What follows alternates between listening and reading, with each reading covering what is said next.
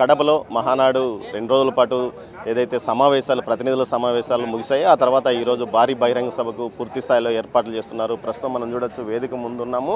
125 అడుగుల వెడల్పుతో వేదిక వేశారు. 75 అడుగుల పొడవు ఈ విధంగా ఏర్పాటు చేశారు. మొత్తం 515 మందికి పైగా ప్రతినిధులు ఇందులో వేదిక మీద ఆసీనులు అవుతారు.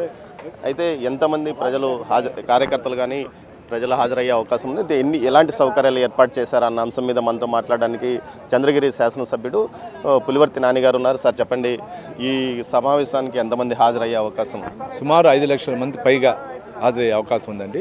కనివిని రీతిలో జరుగుతుందండి మహానాడు. ఈ మహానాడుకు అయితే మొత్తం మీద ఈ మహానాడు నుంచి లోకేష్ బాబును కార్యనిర్వాహక అధ్యక్షుడిగా ప్రకటించే అవకాశం ఉందని అంటున్నారు. అది ఎంతవరకు ప్రకటిస్తే బాగుంటుందని ప్రతి ఒక్క యువకుడు కానీ కింద స్థాయి నుంచి పై స్థాయి వరకు ప్రతి ఒక్క కుటుంబ సభ్యుడు కూడా కోరుకుంటున్నారండి.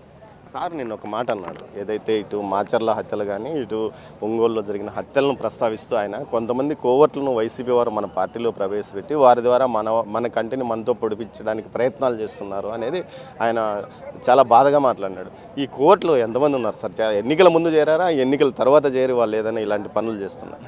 అంటే నాకైతే అంత ఐడియా లేదండి. పెద్ద ఆయన దృష్టిలో ఉంది కాబట్టి ఆయన దృష్టిలో ఉంది కాబట్టి ప్రతి ఒక్క చిన్న విషయం పెద్ద ఆయన గారి దృష్టిలో చిన్న ఆయన దృష్టిలో ఉంటుంది కాబట్టి వారు పరిశీలిస్తారు. ఇదైతే మా దృష్టిలో. మన ఉమ్మడి చిత్తూరు జిల్లాలో ఎవరైనా ఉన్నారా? అంటే ఎక్కడో అక్కడక్కడ ఉండొచ్చండి, కానీ అంత దూరం పోనివ్వండి. ఉమ్మడి చిత్తూరు జిల్లాలో నాయకులందరూ ఐక్యంగా ఉన్నాం కాబట్టి అంత దూరం పోనివ్వండి. ఏదైతే ఈరోజు జరిగే బహిరంగ సభకు సంబంధించి మనం ఇటువైపు చూడవచ్చు, ఇటు సాంస్కృతిక కార్యక్రమాల కోసం ప్రత్యేకంగా ఒక వేదికను ఏర్పాటు చేశారు.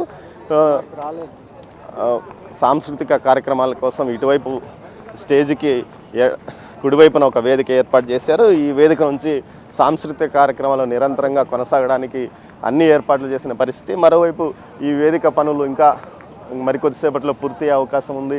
చంద్రబాబు నాయుడుతో పాటు ప్రతినిధులు ఏదైతే నలుగురు మాట్లాడే అవకాశం ఉంది. స్థానిక ఎమ్మెల్యేతో పాటు కడప జిల్లా అధ్యక్షుడు, అదేవిధంగా ఇటు నారా లోకేష్ బాబుతో పాటు చంద్రబాబు నాయుడు ప్రసంగించే అవకాశం ఉంది. చంద్రబాబు నాయుడు గంట నుంచి 1:15 పాటు మాట్లాడతారు. ఏదైతే సమయం 2 గంటల నుంచి ఖచ్చితంగా 2 గంటలకు ప్రారంభమయ్యి 5 గంటల లోపల ఏదైతే బహిరంగ సభ ముగిసే విధంగా చర్యలు తీసుకున్నామని కూడా నాయకులు చెప్తున్నారు. ఎలాంటి ఇబ్బందులు తలెత్తకుండా పూర్తి స్థాయిలో జన సమీకరణ జరుగుతుంది. ఇందుకోసం ప్రత్యేకంగా 8,000 బస్సులను ఏర్పాటు చేశారు. సుమారు 2.5 లక్షలకు పైగా ఏదైతే సీటింగ్ అరేంజ్ చేసిన పరిస్థితి. 5 లక్షల మంది వచ్చినప్పటికీ కొంతమంది బయట, ఇటు వారు కొంత నిలబడడానికి చివరి ప్రదేశంలో ఖాళీ ప్రదేశాన్ని కూడా ఏర్పాటు చేశారు. అయితే భారీ వర్షం ఒకవేళ వాతావరణ హెచ్చరికల నేపథ్యంలో భారీ వర్షం వచ్చే అవకాశం ఉంటే బహిరంగ సభ నిర్వహించడానికి ఏదైతే మహానాడు సమావేశాలు జరిగాయో ఆ ప్రాంతంలో కూడా సభ నిర్వహించే అవకాశం ఉంది అని కూడా తెలుస్తుంది. ప్లాన్ ఏ అయితే ఇక్కడ భారీ బహిరంగ సభ, ఒకవేళ భారీ వర్షం వచ్చేటట్లయితే అక్కడ సమావేశాలు నిర్వహించడానికి ఏదైతే మహానాడు సమావేశాలు జరిగాయో అదే వేదిక మీద నుంచి భారీ బహిరంగ సభ నిర్వహించడానికి కూడా ఏర్పాట్లు చేస్తున్నారు. అందుకోసం ప్రత్యేకంగా వేదిక వెనుక వైపున మరో 2 జర్మన్ షెడ్లను కూడా రాత్రికి వేయడం జరిగింది.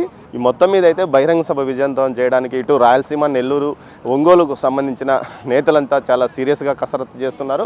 తమ నియోజకవర్గాల నుంచి భారీ ఎత్తున జన సమీకరణతో పాటు కార్యకర్తలను పంపడానికి అన్ని రకాల ఏర్పాట్లు చేస్తున్నారు. కెమెరా పర్సన్ పురుషోత్తంతో దామోదర్, మహానాడు వేదిక నుంచి. For more videos like this, subscribe Big TV channel.